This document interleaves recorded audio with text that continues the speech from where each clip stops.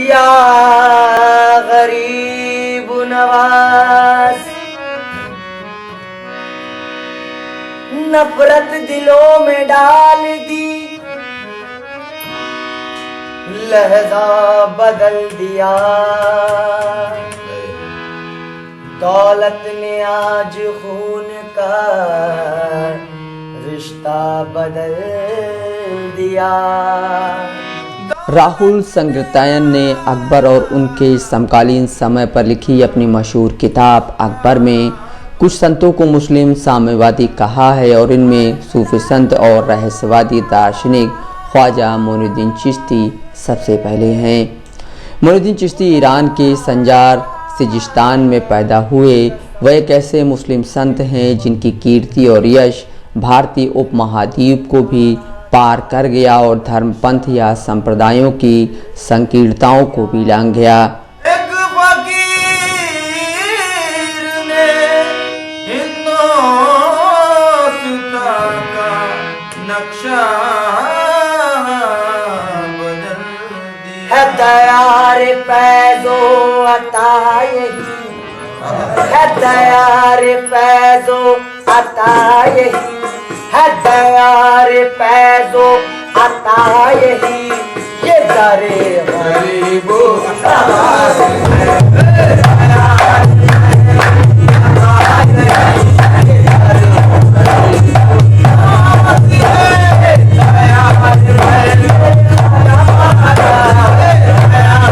अजमेर में ख्वाजा मोइनुद्दीन चिश्ती की दरगाह भारतीय उपमहाद्वीप में सबसे ज़्यादा पूजनीय है, लेकिन इन दिनों वह कुछ अलग वजहों से चर्चा में है। यह एक ऐसी पवित्र दरगाह है जहां महिलाएं बेरोक-टोक प्रवेश करती हैं। यहां गैर मुस्लिम महिलाएं भी बड़ी तादाद में आती हैं और मन्नत मांगती हैं। इस दरगाह ने भारत, पाकिस्तान, बांग्लादेश से लेकर अमेरिका, फ्रांस और जर्मनी तक के राजनेताओं को चादर चढ़ाने के लिए आध्यात्मिक रूप से मजबूर किया। यह भारतीय उपमहाद्वीप में सुफीवाद, सियासत और संत परंपरा के रहस्यवाद का अनूठा गुलिस्तान है। एक ऐसा गुलिस्तान जिसने धर्म, संप्रदाय, भौगोलिक सभी तरह की सरहदें तोड़कर अपनी महक और रहमत की रोशनी फैलाई।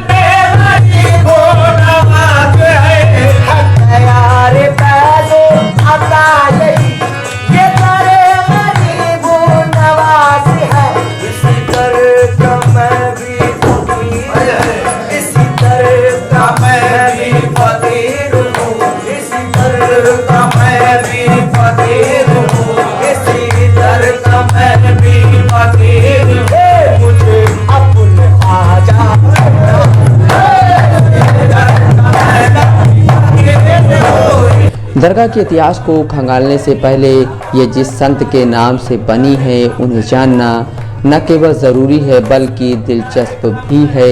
गरीब नवाज के नाम से पुकारे जाने वाले ख्वाजा मोइनुद्दीन चिश्ती का जन्म साल 1142 में हुआ था।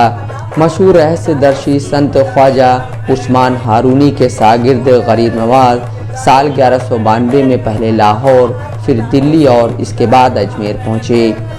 इससे पहले वे बगदाद और हेरात होते हुए कई प्रमुख शहरों में रहस्यवादी दार्शनिकों से रूबरू हुए थे। गरीब नवाज का अजमेर में आगमन तराइन के युद्ध के बाद ऐसे वक्त में हुआ जब भारत में मुस्लिम शासन की शुरुआत हो रही थी। यह कुतुबुद्दीन ऐबक, इल्तुतमिश, आराम शाह, रुकनुद्दीन फिरोज और रजिया सुल्तान का समय था।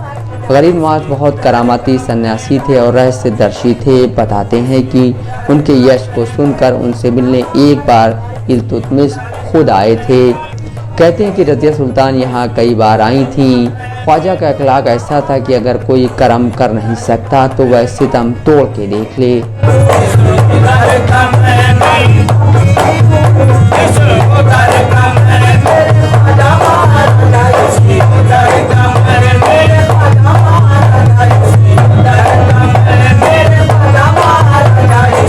वह कहते थे कि इंसान किसी के भी जुल्म का शांत रहकर बहुत ही सौंदर्यपूर्ण प्रतिकार कर सकता है। यही वह पैगाम था जिसकी प्यास उस समय हिंदुस्तान की रियाया के भीतर मचल रही थी। मशहूर समाज सुधारक और आर्य समाज के अनुयायी रहे हरविलास शारदा ने अपनी किताब अजमेर हिस्टोरिकल एंड डिस्क्रिप्टिव में उनके फ़कीराना अंदाज के बारे में लिखा है कि वे थिगलियाँ लगे कपड़े पहनते थे, ऊपर अंगरखा और नीचे दो दो टुकड़े जोड़कर बनाई गई दुताई पहना करते थे। वे इस किताब में इस दरगाह को अजमेर की एक ऐतिहासिक उपलब्धि के रूप में दर्शाते हैं। यह भी कहा जाता है कि गरीब नवाज कई दिन में एक रोटी खाते थे, लेकिन भूखों के लिए हर समय लंगर तैयार कराया करते थे।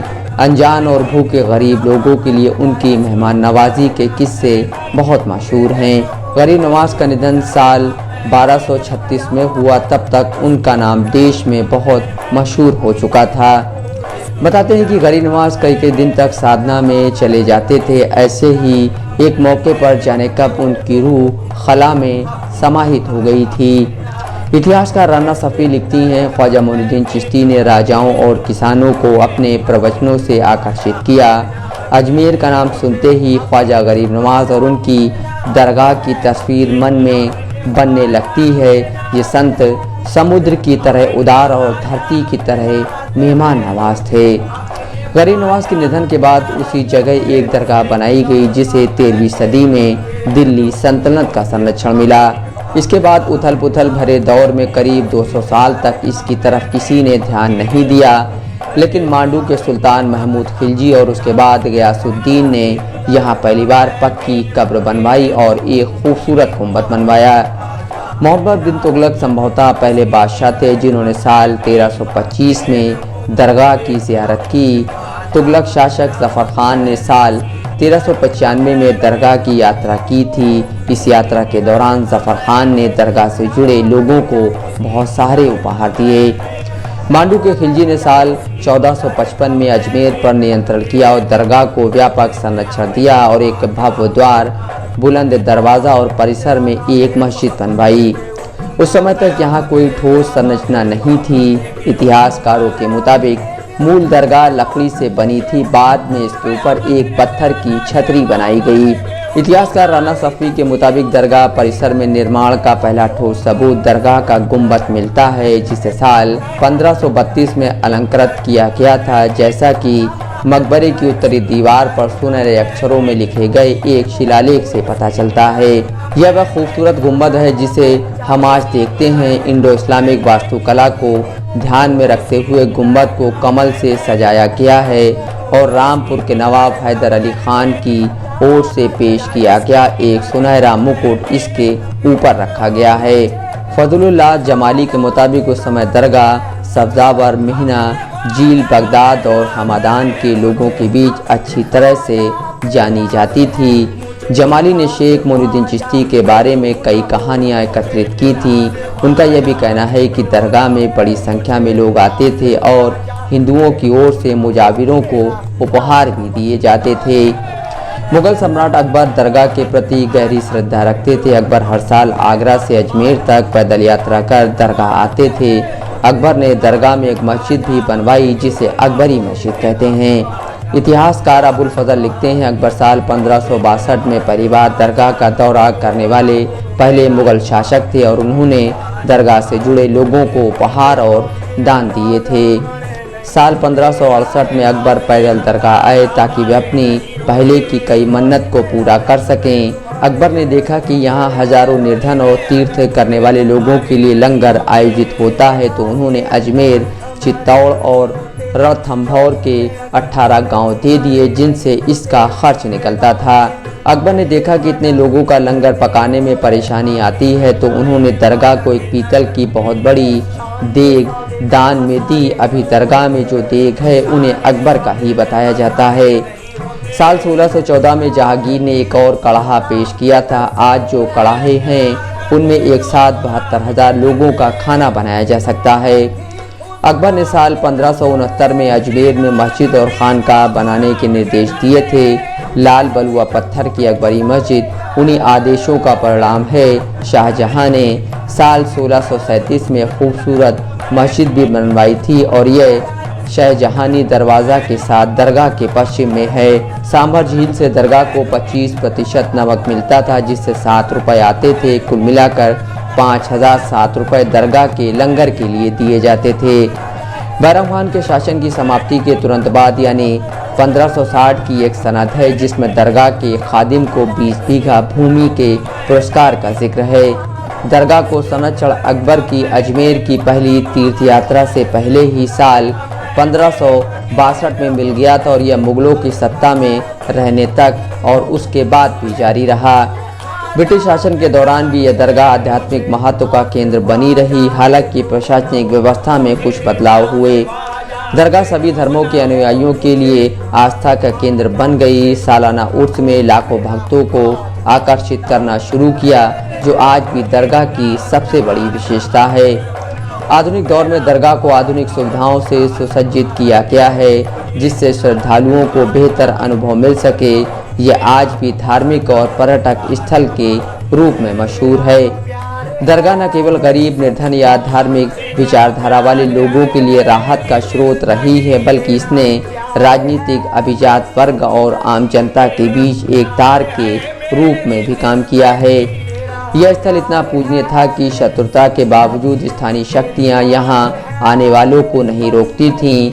दरगाह सूफी प्रेम, सेवा और एकता के मूल्यों को दर्शाती है। यह कव्वाली संगीत और सूफी साहित्य का केंद्र है। यह दरगाह सभी धर्मों के लोगों को आकर्षित करती है और सांप्रदायिक सद्भाव का प्रतीक है। सालाना उर्स ख्वाजा मोइनुद्दीन चिश्ती की पुण्यतिथि का उत्सव है, जो इस्लामी महीने रजब की पहली 6 तारीखों में मनाया जाता है। सूफीवाद के चिश्तिया संप्रदाय की प्रथाओं और विचारधाराओं को देखते हुए यह कहा जा सकता है कि ख्वाजा मोइनुद्दीन चिश्ती ने एक ऐसा स्थान चुनकर आध्यात्म के क्षेत्र में एक नया मयार स्थापित किया, जो पहले से ही हिंदुओं के लिए एक बड़ा तीर्थ स्थल था। पूरे विश्व में ब्रह्मा के इकलौते मंदिर और एक अनूठी दरगाह रूहानियत के उन दरवाज़ों को अपनी सदा से एक साथ खोलते हैं, जिन पर ज़हनी तौर पर सुख और सुकून तलाशते लोग न जाने कहां से और कैसी कैसी पुकार लेकर चले आते हैं। Bureau report, Dastak live news.